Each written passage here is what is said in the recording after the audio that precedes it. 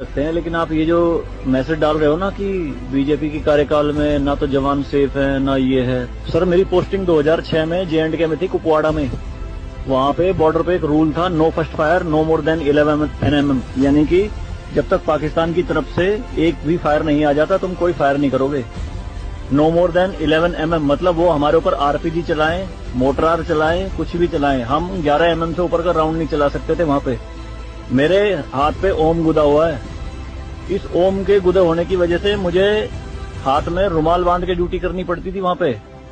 अगर उनको ओम दिख गया ना तो छोटे छोटे बच्चे पत्थर मारना शुरू कर देते थे।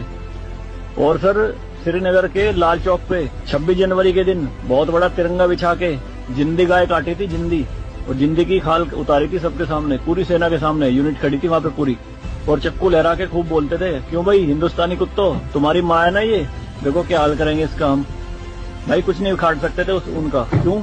क्योंकि सेंट्रल में गवर्नमेंट गंडवी थी, नपुंसक गवर्नमेंट थी।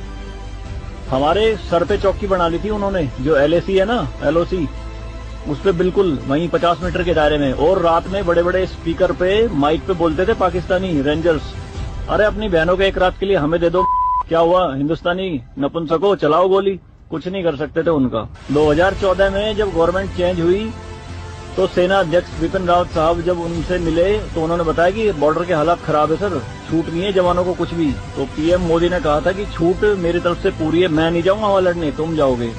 आज की डेट में आप मुझे एक भी चौकी बता दो अगर वहां ढूंढने से मिल जाए। दूरबीन लगा के देखनी पड़ती है पहाड़ों में, वो भी बंकरों में है अंदर, सारी लगा दी उन्होंने तोप उड़ा के। शांति काल में आप 155 mm की बोफोर्स टाइप की तोप नहीं चला सकते, यूएनओ का रूल है। लेकिन 2014 में ये बोफोर्स भी चली J&K में पाकिस्तान की तरफ चौकी उड़ाने के लिए। तो सर ये मत कहिए कि बीजेपी के कार्यकाल में जवान मर रहे हैं, ये हो रहा है।